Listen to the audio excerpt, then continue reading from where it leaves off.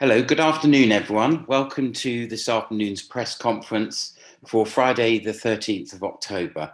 Today, we are joined by Lucy Whiteman, our Director of Public Health, Councillor Jonathan Nunn, the leader of Northampton Borough Council, Becky Bradshaw from the University of Northampton, Eileen Doyle, who's the interim CEO at KGH, Superintendent Elliot Foskett from the police, Katie Brown from NCC Adults, Paul Andrews from NCC Children's, Kerry Blair from the Fire Service, and I think that is a full house. If I've forgotten anyone, please do let me know.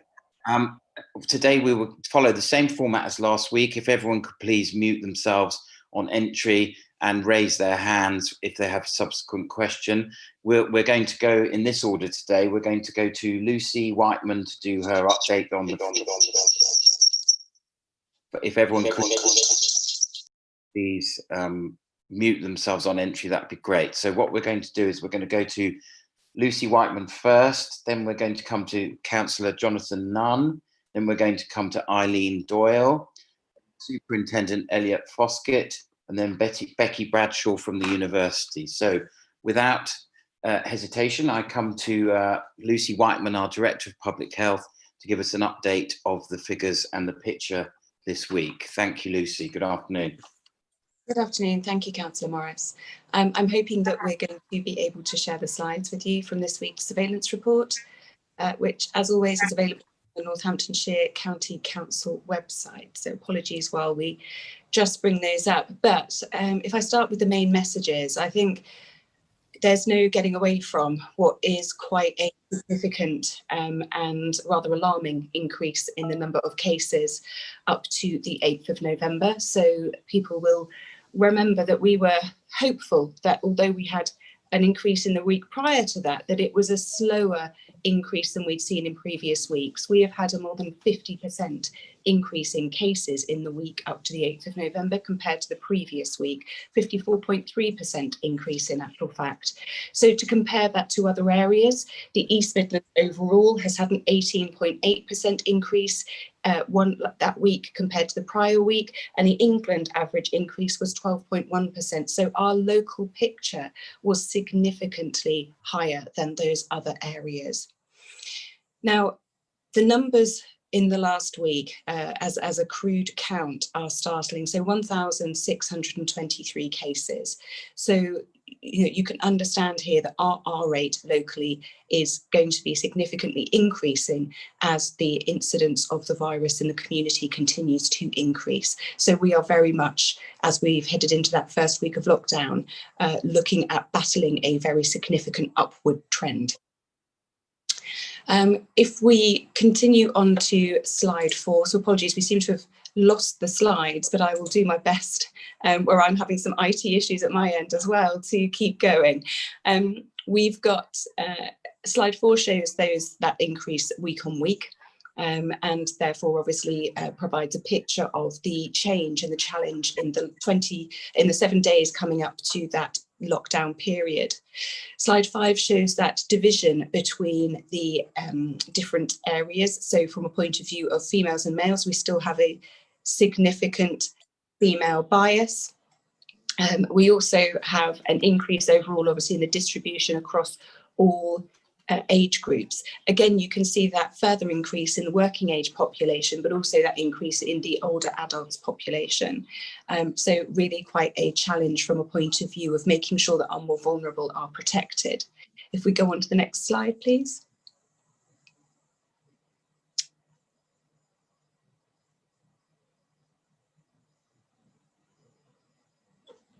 Sorry, if we can go on to the next slide. There we are. So you can see here the picture across all boroughs and districts is one of an increasing trend. The crude case numbers here being really quite startling. Northampton continues to obviously have the highest number of cases because of its relative size. If we go on to the next slide, though, we can obviously compare different areas.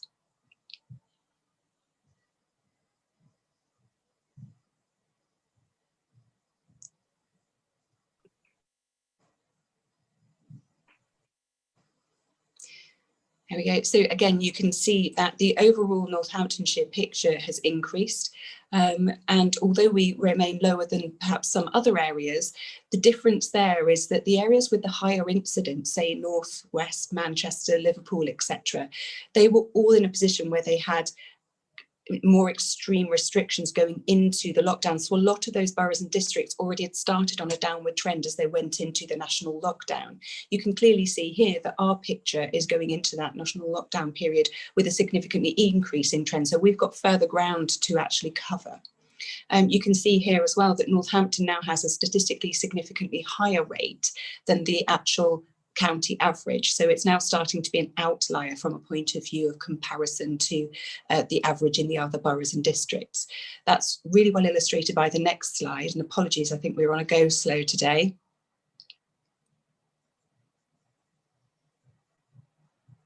But what you'll see when this does come up is that all of the borough and district trends over time obviously are still continuing to go upward.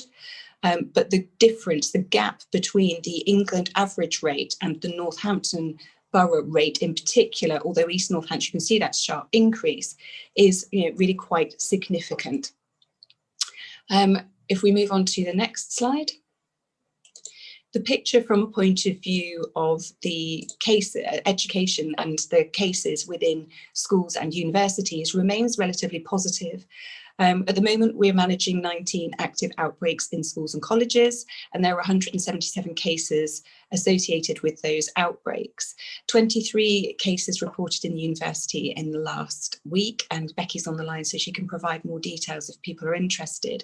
But I'm pleased to say that we've got 100% of our schools open again, although still slightly down on this period last year in regard to pupil attendance at 91% versus 94% for this period last year, but still a very positive picture. And again, we want to thank the schools and the education cell that are supporting that really good work, and obviously to all of the parents that continue to support us when their children are identified either with a case or a contact with self-isolation and with supporting that ongoing education at school on virtual platforms.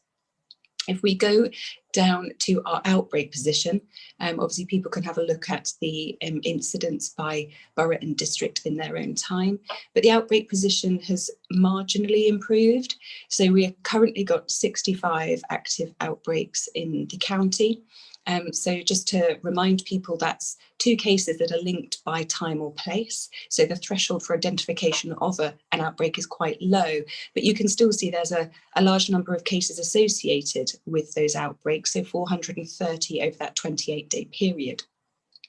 Again, you can see the distribution not only across boroughs and districts, but also across different settings. So interestingly, you can see that obviously the number of outbreaks in workplaces has started to increase again and is almost comparable to those in the education setting, which had obviously been one of the driving forces more recently. Again, we still continue to find cases proactively within our hospital and care settings, and obviously that has some impact on capacity within our hospitals, but it is being very well managed by the internal infection prevention and control teams within our acute hospitals and other healthcare settings. From a point of view of our flu position, again, reasonably positive compared to this point in previous years, and really, really pleased to see that the uptake in pregnant women has significantly increased since we last reported on this, because that was the one group where it was down compared to previous years. So again, just making sure that people recognise our business as usual flu vaccination programme is open for business. Our GPs are working really hard to make sure that we can obviously provide that ongoing service and make sure that people can access their flu vaccination in the same way that we're prepping for the COVID vaccination as and when it becomes available. So if I stop there, Councillor Morris, and let you move on to our other colleagues. Thank you very much, Lucy. Some sobering detail in those figures, I have to say. Of great concern to all of us on this call. I'm going to come next to Councillor Jonathan Nunn, the leader of Northampton Borough Council. I'm sure he'll have some reflections on what you've presented and the position as he sees it this week. Good afternoon, Jonathan. Afternoon, Ian. Thank you, and good afternoon, everybody. I mean, this is a dreadful, dreadful position to face, isn't it? To see the level of those increases. And whilst we know we're always dealing with delayed data, to think now that we're going into these further measures of lockdown, but at the same time not seeing numbers decline yet is pretty frustrating. And it's frustrating for all those many hundreds, thousands of people across the county who have worked so hard to wear masks, take precautions, avoid meeting with others, and all these other things that the virus we've mentioned before has stolen away from us. Nevertheless, we've got to stick at it more and more and more. There is a theme in this lockdown that perhaps it's slightly softer. We're seeing education open and a few other things as well. And there is a danger that we therefore see it as individually as a softer type of lockdown. Businesses are becoming innovative in the way that they can operate click and collect. And therein is one of the challenges that partly leads into actually a question that I've been asked later, so I might cover it now, which is, how our businesses reacting. I think we need to thank our businesses enormously for the way they've implemented precautions to keep themselves and their customers safe, but also be aware that alongside the innovation of click and collect and other ideas, there is a danger actually of transgressing the real point and the regulation of this lockdown, which is that non-essential businesses close. And that's a rotten thing. It really is a rotten thing, but nevertheless, it just has to be. Actually, there is no choice there. You cannot go into a shop, for example, that's in the wrong category. So, how have businesses reacted? Well, we have seen those trying to become innovative and operate other systems. We at the Borough Council have issued prohibition notices. I'm aware particularly of two against two businesses, hairdressers and similarly a barber's, and that has to continue to be the way, really, because it is just not allowed and it is just not safe to the wider community to use businesses like that at the moment. I'm very, very sorry to say. There are safe ways of doing click and collect, and one of the ways in which the businesses in Northampton have reacted is that the borough, together with the Business Improvement District, have created a click and collect, and the reason for this is to keep it safe. One business in the first day it opened yesterday completed 10 orders at a value of £500 worth of work they wouldn't otherwise have done, but that's kept their staff safe and it's kept their customers safe. So we'd urge you to use that service, but non-essential businesses absolutely must close, and that's difficult for businesses, but that's just the reality of what we're having to do. We continue to run patrols in the same way with our wardens, as the police do, and alongside the police.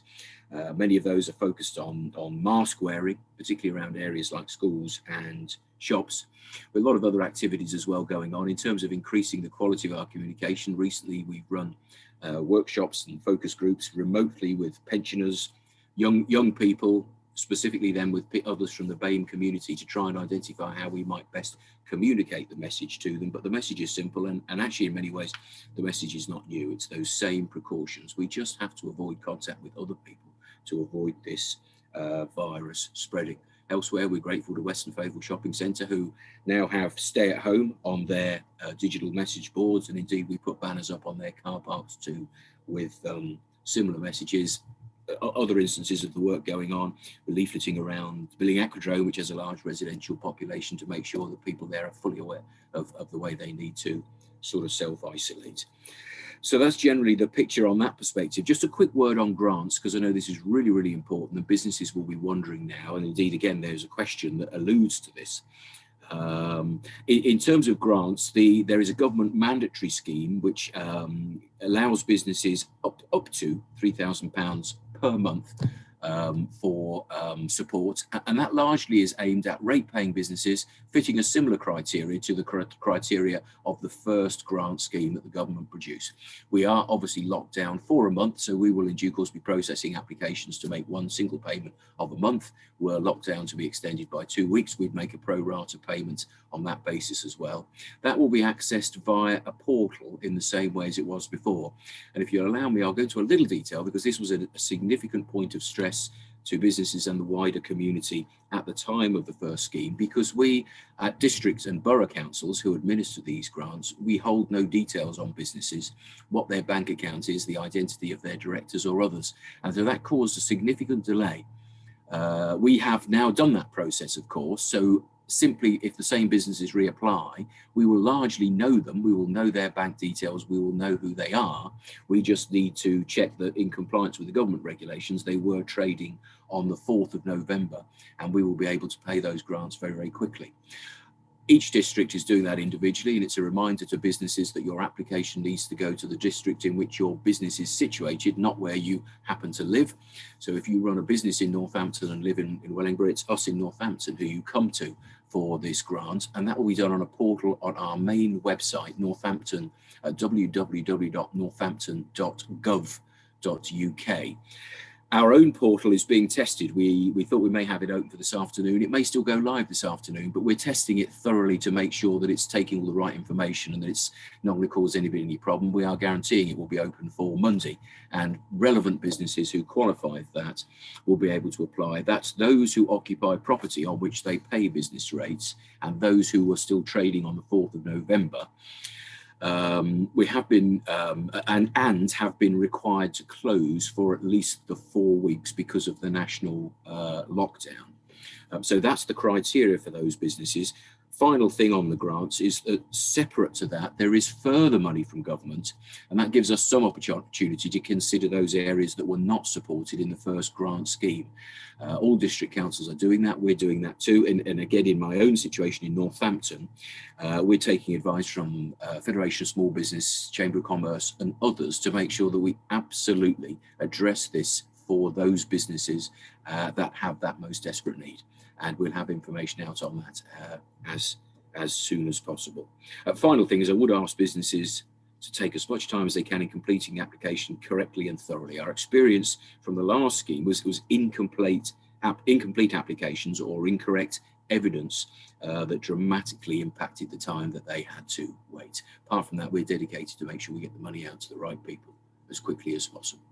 Thank you, Ian. Happy to take any questions, of course.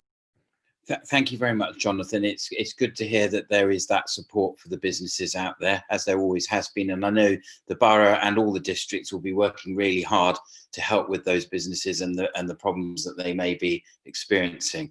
And I'm sure there will be some questions on that shortly. I'm going to come now to Eileen Doyle, who is joining us for the first time today, and she's the CEO of KGH Hospital. Eileen, hello, good afternoon. Thanks very much, Councillor Morris. So I speak this afternoon on behalf of both KGH and Northampton General. Just to say that both hospitals are very busy. Of course, this is our busy time of year. We're not quite in the depth of winter, but we're certainly starting. So this would ordinarily be our busy time. Today, we have 116 patients with COVID in the hospital, which represents about 10% of our overall general bed base. And we manage, though, we've learned a lot, first to say. So this is our second time round, and in fact, we never really stopped. So we are well practiced at this now, I think. But that said, all of our services do continue. So all of our planned services, so cancer care, emergency care, and those who are having planned appointments and operations are still continuing. And that's different from the first time round. So it's a big logistical exercise to make sure that we're getting everybody in and getting them in safely. What we therefore do ask our public is to, if you have an appointment, please keep it, because it's very important that that we are able to treat people, as many as possible, for as long as possible. That's not to say it won't change, but at the moment, all the services are up and they are running. We have 286 members of staff across both hospitals who are either COVID positive, have symptoms of COVID, or are self-isolating. And that's out of 10,000 odd staff. So that is an increase, and we would expect to see that because many of our staff are local. And as Lucy mentioned, you know, with the incidence going up across the general population, that also affects our staff. In terms of general messaging, obviously, what we need people to do is adhere to the national guidelines. If people feel that they have a very serious condition or they need A&E, come. It is open. It's always been open. And if members of the population are not quite sure where to go, then to dial 111, and they will be advised as to where the best place it is to attend to sort out whatever it is that their problem is. We are, as I said, we are managing with both COVID and non-COVID patients, and that is a delicate balance. But we keep people separate, obviously. We test people as they are admitted, we test people during their admission, and we also test many people as they leave us to go on to continuing care. So all those patients are tested. So wherever possible, we separate people, because that is important. And we know that people were afraid or continue to be a little bit afraid of coming to hospital. So we want to reassure everybody that we're doing everything that we can. And obviously, you know, as and when the vaccine comes along, that will help. But for the moment, we are asking people to just maintain a safe distance, wear their masks when they're attending anywhere, but particularly on site. And certainly one of the things that we've had lots of questions around is when to come to A&E. And if I come to A&E, can I bring someone? We ask people to come alone if they possibly can, and that's purely for social distancing. But if that's not possible, then we will, of course, make arrangements to make sure that people's loved ones or their carers are with them. So we are open for business, and we have plans to stay entirely that way until such time as we can't, but it is definitely busier and our incidence has increased.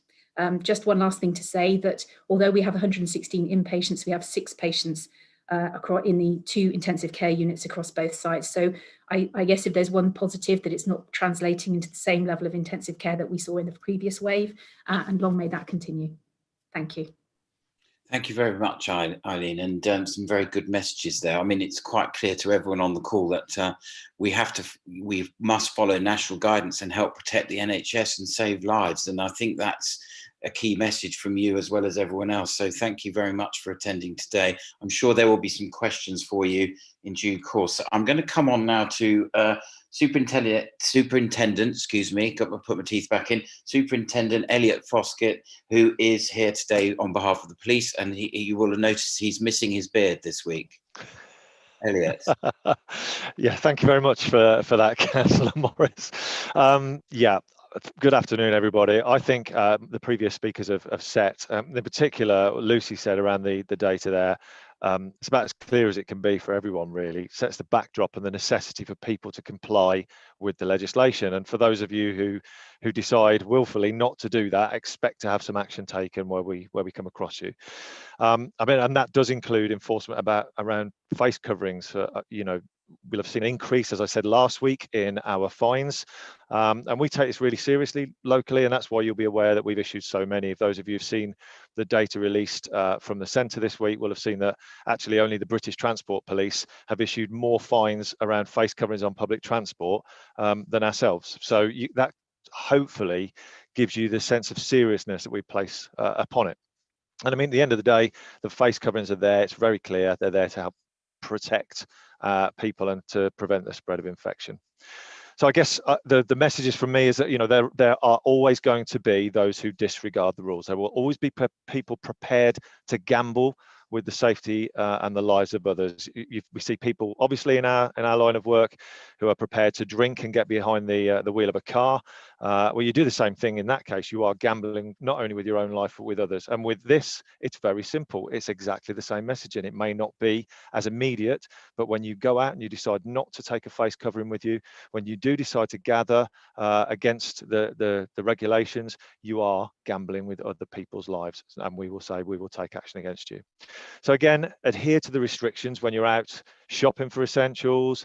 And if you can't work from home, when you're on your journeys to and from work, make sure you wear the face covering. And the same applies, you know, when you are picking children up from school on the school run, face coverings too. We're trying to protect our children and others at the school gates too.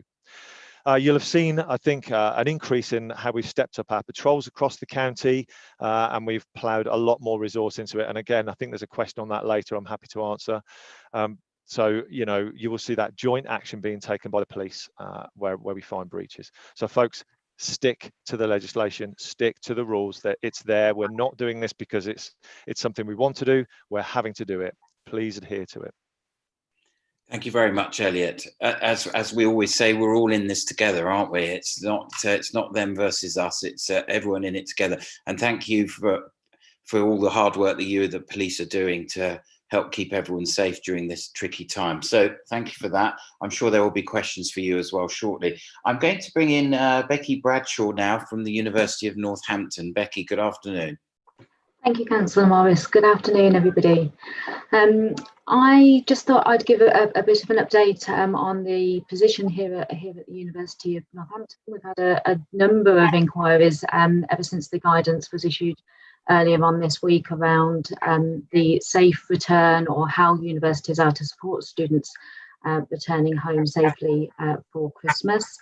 I can confirm that at the University of Northampton, we will be moving our face-to-face teaching online from Friday the 4th of December to coincide with the requirements of that guidance. So the term will continue, I should just stress, so we still will expect teaching to continue in a virtual manner up until the 18th of December, which is when our term finishes. But the face-to-face element will finish from Friday the 4th of December. We have a small number of assessments that will continue that following week, but everything will have moved online by the 9th, and that will support our students to return home safely to their families in the period that they can travel in. So that is between the end of the period of national restrictions and the 9th of December, and that allows them the time then to isolate after the face-to-face delivery end, if they should need to, and still be able to get home in time to spend Christmas with their loved ones, if that's the decision that they are taking. Now, I make that point because I should just stress that we have this year, just like any other year, a number of students that will stay with us over the Christmas period, either because they are international students, care leavers, estranged students from their families, and we will support them just like we would do as students any other time of the year, and we're just working up a programme of support for them over that period. I should also mention that we have been asked to take part in the national rollout of sort of quick turnaround lateral flow device testing for asymptomatic individuals.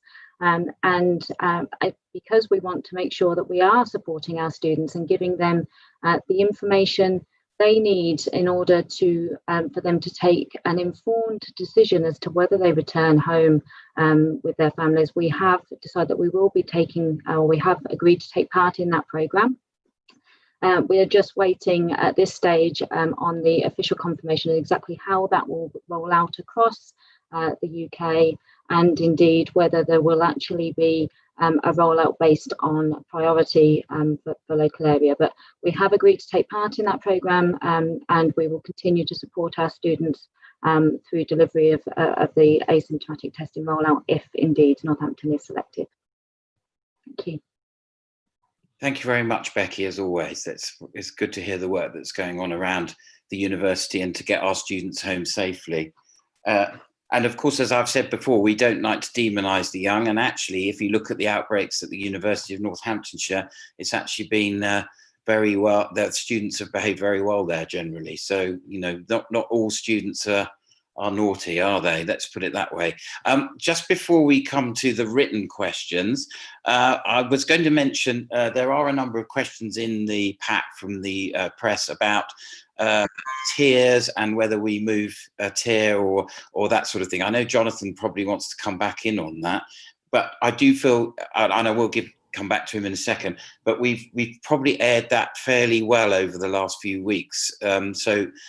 Subject, Jonathan will now have something to say on that. But as you know, there's the Oversight and Engagement Board, which meets weekly, which does look at where we are and where we might be heading. And then it's very much a decision across lots of interested parties. So it's not something that's made lightly, of course. But I'm going to pass to Jonathan Nunn, because I know he wants to talk about that briefly. Jonathan. Well, thanks, Ian. And actually didn't necessarily mean to, you've said it well there, but I had meant to earlier, as I think you know, and it clean went out of my mind. Only just to say, look, you take the situations at the time, don't you really? And you can't take a decision at the time which you think is the wrong decision simply because it might become the right decision in a month's time. At that time, the decision was taken. Every single day, there was an opportunity for a decision, and every single day it was what we felt it should be at that time. Let's see what happens when we emerge from lockdown, and we don't shy away from going for tough restrictions, but you just got to take the decision. It's a dynamic environment there and then. I think that really is about it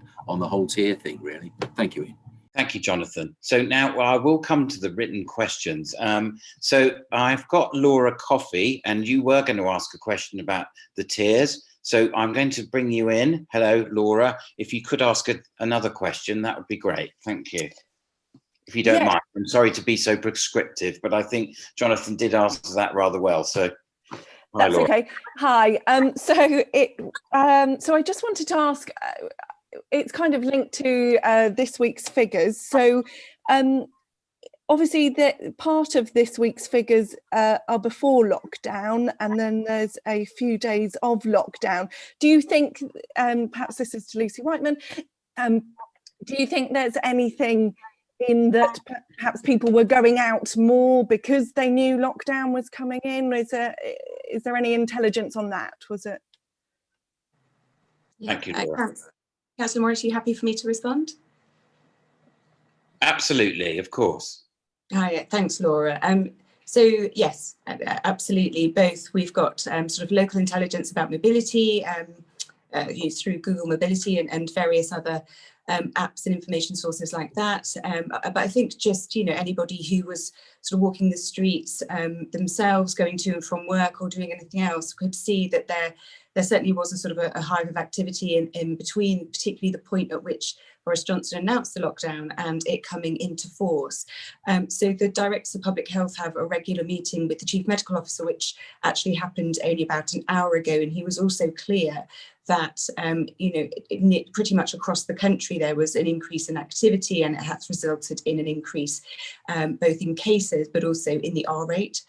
So as I said, caveat the fact that a lot of people had restrictions in place, so not everywhere was able to take advantage of that period of time in perhaps the way people did in Northamptonshire, but it still has subsequently resulted in an increase in the R rate and an increase in cases pretty much across the country. So yes, that is and always was a risk, and I think obviously that's why the Prime Minister indeed had been quite vocal about the fact he was frustrated that this had been leaked, because indeed this was the anticipated behaviour. And it really just harks back to our original messaging around just because you can doesn't mean that you should, and this is a clear indication of the results of people doing things that, although they may actually have been able to in a level 1 area, it has significant implications and it has that sort of ripple effect through the rest of the services, and again, as we've talked about this morning, increase in figures in our hospitals. So again, we've got to remain mindful. We don't know what the system will be as we come out of lockdown, but again, we've got to be careful about what we do and recognise there are implications for all of our actions. Thank you very much, Lucy, and thank you, Laura. I'm going to move on to Alice Wilson and Michael Pearson from Northants Live, if that's okay. Now, I see you're both there. I don't know which one of you would like to go first. Hello. I can if you want, Michael. I'll just go for it. Yeah, Alice. Good afternoon. Hi, yeah, thank you very much. To be fair, I think some of the questions that we wanted to ask were mainly about hospitals and those figures that were given very clearly, so thank you for that. I think one of the things we would like to know about is obviously we've seen an increase in police presence in the county, which obviously is really good. And obviously there was a big problem with the funeral that happened in Kettering earlier this week. Is that the worst breach that there has been? And anecdotally, like, have there been any significant breaches of COVID rules that you've had to deal with? Thank you, Alice. Elliot, are you happy to take that one? Thank you. Yeah, I'm more than happy to take that. I mean, we've seen a variety of breaches. You know, I know that this one was quite highly publicised because of the amount of people at it, and I think we gave a statement earlier in the week, and I know the Chief Constable has talked about that. Outside of that, I think part of the other things are the variety, really. I mean, we see a house party this week, for example, where we ended up issuing a number of fixed penalty notices. I think 6 at that particular gathering as well. You know, because people understand they shouldn't be doing it, and you get there and you just have to take that action. It's the right thing to do. I think alongside of that, we've seen last night 2 people travelling down from Yorkshire to commit crime on Northamptonshire, get arrested, brought into custody, and then are actually charged with those offences, but charged with Coronavirus Act offences as well, which I think is right. You know, if you're going to come down and commit crime here, and clearly you've got no good reason to be out on the road, so there you go. And we've had a number of those type of ones as well. I think we've had breach of quarantine, people failing to self-isolate, and I think that's, you know, they're all serious, but people who know that they are positive for COVID going out, you know, we've had those as well. Face coverings, as I've already talked about, and the rise in those. So just a huge variety. But again, I'll come back to what I said probably last week, and what I said at the Facebook Live conference earlier on in the week, is that the vast majority of people in Northamptonshire continue to comply. Most people want to abide by the rules because it's the right thing to do. Thank you very much, Elliot, and thank you for that, Alice. I'm going to move on to Carly Adele from Northampton Chronicle and Echo. I feel that your first 2 questions have actually been answered by both Lucy and Jonathan, but I would obviously like to give you a chance to ask another question if you wish to do so. Carly.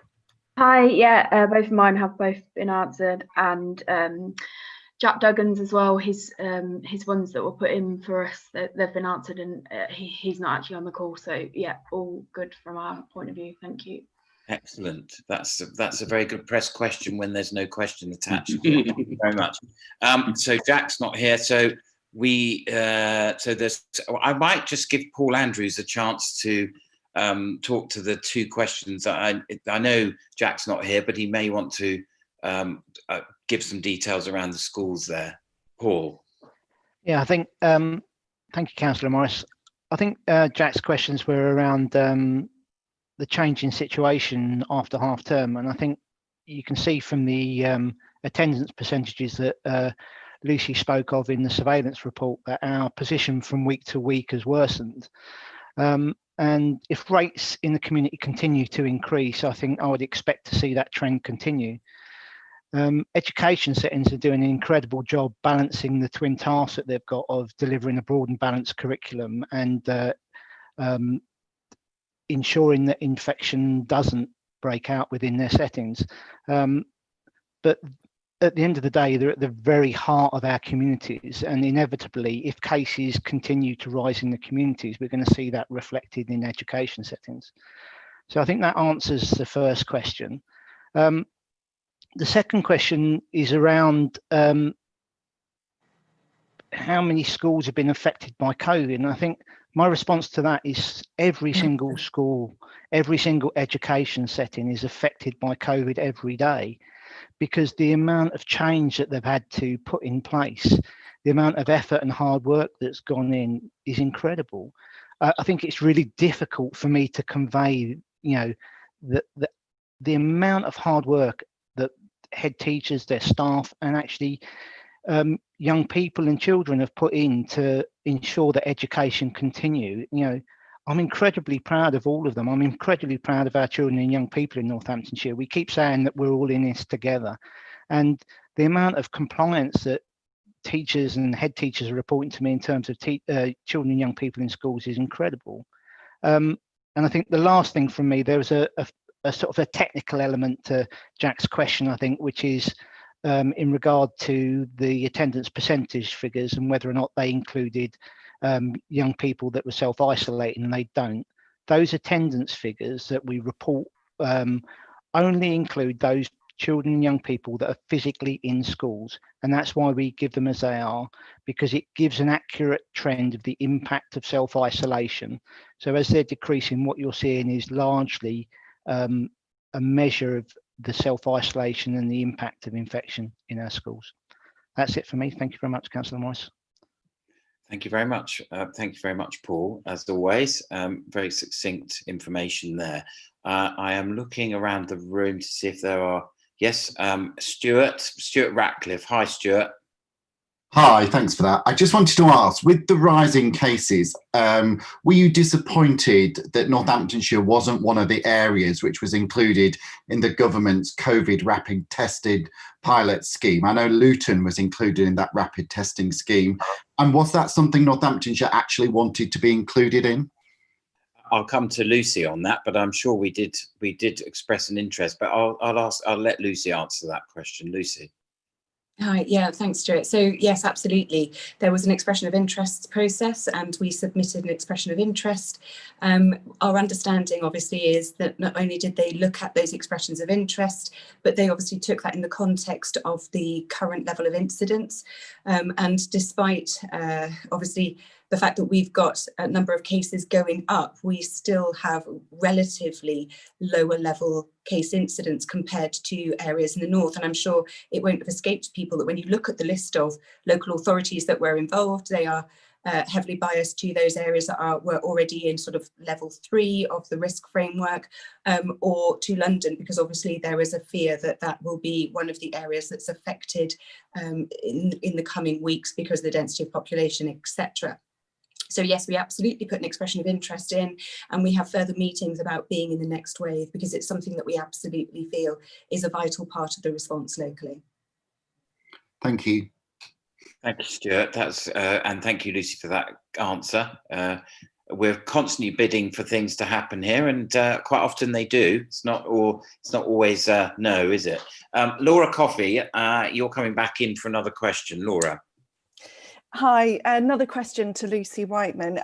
This is kind of seeing into the future, which of course is difficult for anyone, but if we see cases continuing to increase and we do come out of the lockdown on the 2nd of December, what would you hope to see in place for Northamptonshire, in whether that be we are in a higher tier than we went into, or the kind of measures that would need to be in place? Thanks, Laura. I mean, so rather than give my personal opinion, I think the thing to do is answer this as objectively as possible. So it's clear from discussions again with the Chief Medical Officer today that there is significant concern about the patterns that have been seen, particularly leading up to the lockdown period. There was a clear message that obviously the government are looking at whether the levels that were introduced only really a matter of weeks before lockdown indeed are effective and restrictive enough. We're likely to see some changes to those, although we have no detail of that as yet. But based on the level of incidence that other areas were party to, where they had moved into higher levels of restrictions, we certainly are in that space. So very objectively, it's clear that if our case incidence continues to increase, that we are at risk of finding ourselves with greater restrictions in place locally, if not, as I said, at a national level as they review the entire framework. Thank you very much, Laura. I'm going to bring Jonathan in again on this one as well, if I may. So, Jonathan. You're still muted, Jonathan, sorry. Thank you, Ian. I think I'm okay now. Yeah. Only a quick comment that occurred to me as Lucy was speaking there. And obviously we have to treat foresight in the same way as we treat hindsight. You make the decision at the time. But we do know that our rates under the tier system were rising, and we were, if that were to have continued, at very significant risk of going into tier 2 and maybe tier 3. So I think all I would say is let's be careful that we don't feel complacent because the whole country's in lockdown, that we're just ticking along. Actually, this lockdown is there to really, if you like, sprint at it. I can't think of the right expression, but push like crazy to make sure that when we do emerge from the national lockdown, we are at a lower rate. That there is a significant risk, I would say, that if we don't make that effort, we will go into tier 2 if it's the same tier system implemented, tier 2 or tier 3 or whatever. So really, this is a period to push to make sure that when the national lockdown is removed, that we are then at liberty to live our lives in a normal way, open our non-essential businesses, and let's hope get ready for Christmas. But there is a risk it could go either way. That's the point, I think. Thanks, Ian. Thank you, Jonathan. Lucy, you wanted to come back in. Yeah, I mean, just really to reinforce what Jonathan's saying, but obviously I think the thing to remember is that we've got another three weeks, I think it is, of opportunity here. We have got significant capacity in our testing system that I'm imploring people to use if they've got any concerns at all during this period. We've obviously got a set of restrictions and a very effective policing approach to that, not just through the formal police arrangements, but also through our EHOs to support businesses to understand and adhere to the rules. We've got, you know, a brilliant service locally through Public Health and through Public Health England to provide advice, information, guidance. As Elliot said before, people know what they need to do. So now they've got to take that opportunity and put us in the best position to be able to, you know, to have some liberties the other side of this lockdown. Can I take this opportunity as well, just so that we can reinforce the messages? I know that there is a lot of excitement about the vaccination, and I indeed am very excited about the prospect of a vaccination becoming available, but it is, you know, very much still in its clinical trial period, and it isn't a silver bullet. It's going to be one of the many tools that we will continue to need for a number of months to overcome COVID. So we have got a large multi-agency team pulling together plans to deliver mass vaccinations as it stands, you know, and those will be rolled out according to clinical risk. And to frontline staff first as well. So we're looking at a network of different facilities to deliver those vaccinations through. And, you know, we're well practiced at this. We do it for flu every year. Yes, it is a larger scale, but, you know, we've got the clinical expertise, we've got the facilities, and we are putting a plan in place to make sure that we can start to do that as soon as the vaccine becomes available. But it doesn't stop us needing to adhere to the guidance at the moment, making sure you're using your face coverings, making sure you're washing your hands, making sure that you're adhering to social distancing practice and self-isolation as required. And nor will it remove the need for those things even when the vaccine is here, because it will take a number of months to get through the eligible population. So I just really wanted to make sure that people understand the opportunity that's presented to them, as Jonathan says, but also to make sure that they understand that that risk continues to be very real, even in the face of a potential vaccine. Thank you very much, Lucy. Some very sensible and wise words as always there. We've got time for one more, I think, if everyone's happy with that. We've got Alice Wilson to ask another question. Alice. Hi, thank you very much. Yeah, two very quick points I'd just like to double check. So just going back to Superintendent Foskett about the increased police presence, and also, you know, he mentioned a problem with house parties and things. Can you confirm when and where that house party happened, and has there been any specific areas in the county that have proven to be more problem area than others? And also I know Lucy Whiteman just quickly touched upon Christmas, and so did Councillor Nunn. Does anybody, I know it's a very impossible question to ask, but I think a lot of our readers will be interested.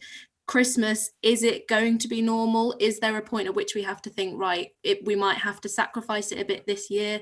You know, there's quite a big debate about whether it's even sensible to aim for a normal Christmas, which seems to be like the strap line. So any thoughts on that would be really good. Thank you.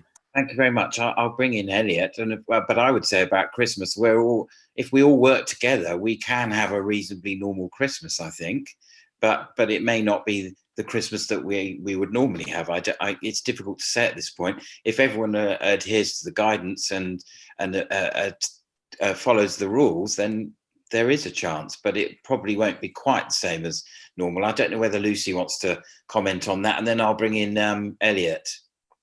Yeah, please. So I think it's clear that no matter what we do, we will end up with some level of restriction over the Christmas period. But obviously the government recognise, you know, that this is not just about Christmas. There are a number of religious festivals between sort of now and the new calendar year. So the focus on Christmas feels a little bit unfair. You know, lots of people are trying to celebrate Diwali as we speak, under some really significant restrictions and having to adapt and adopt new ways of doing that, be it virtually or be it postponing celebrations in fact, until later on. So I think the focus on Christmas needs to be challenged a little, because there's a huge impact on a number of different ethnic groups and religious groups around lots of different celebrations that would be happening around this time of year. But it is clear that no matter where we are in 3 weeks' time, it is highly unlikely that we'll see the same level of festivities as we do normally. But obviously we await again to see what that's likely to be and to respond accordingly at the time. Yeah. Thank you very much, Lucy. And I think we would all agree with that. I'm going to bring in Elliot. Elliot. Yeah, good afternoon. The house party was, from memory, was in Northampton. I can't go into any more details than that for obvious reasons, but actually we haven't seen any particular area of the county being less compliant than anywhere else. And clearly there's a lot of tickets issued across the county. The bulk of the enforcement tends to be sort of focused on areas, more urban areas, as you'd imagine. So Northampton, being the biggest town, probably gets the most breaches reported to us. But proportionately, that's about right. Proportionately across the county, there's a fair sort of mixture of it. But again, I'll make that point. The majority of people comply. The majority of people continue to want to do the right thing. And that's it, really. Thank you very much. Jonathan, did you want to say anything about Christmas in particular, or do you feel it's been covered? It largely has. Very, very briefly on the 2 points of vaccine in Christmas. Vaccines, I'm not a medic in any way, so I have no professional knowledge of this, but it occurs to me that there are a lot of variables on a vaccine. And it's pretty awful to try and stake your whole future on something with so many variables, but let's deal with what we do know. And this will bring some certainty for Christmas as well. The exact answer to Christmas will be, it'll depend on our behaviour. And not just the few people you see on the screen, but the 850,000 people who live within the county of Northamptonshire. One guarantee of having a decent Christmas is just to stick like crazy to all of the precautions. Let's hope a vaccine comes. Wouldn't that be marvellous? But actually, we can't do anything about that. That is completely outside of our control. The one thing that is under our control to stop people suffering, to stop businesses closing, and to have a half-decent chance of a Christmas is to follow every possible precaution at every possible moment of the day. I think that was my only comment, Ian. Thank you. Thank you, Jonathan. I can't think of a better way to close the meeting, although not necessarily the most sunny outlook, but that's the position we're in, unfortunately. So unless there are any other questions, I will close the meeting. Thank you very much, everyone, for attending today. As always, thank you for the questions and thank you for the answers. Together we can beat this virus in Northampton and Northamptonshire and across the country if we all work together. Have a great weekend, everybody, and